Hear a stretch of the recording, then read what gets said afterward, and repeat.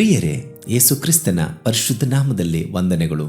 ಈ ದಿನದ ದೇವರ ವಾಕ್ಯ ಆದಿಕಾಂಡ 22ನೇ ಅಧ್ಯಾಯ 18ನೇ ವಾಕ್ಯ.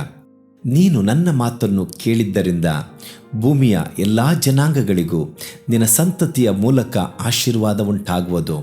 ಹೌದು ಪ್ರಿಯರೇ, ನಾವು ನಮ್ಮ ದೇವರಿಗೆ ವಿಧೇಯರಾಗಿ ಜೀವಿಸುವುದಕ್ಕೋಸ್ಕರ ಕರೆಯಲ್ಪಟ್ಟವರು. ನಾವು ನಮ್ಮ ಯೇಸುವಿನ ಎಲ್ಲ ಮಾತಿಗೆ ವಿಧೇಯರಾಗುವುದಕ್ಕೋಸ್ಕರ ಕರೆಯಲ್ಪಟ್ಟವರು.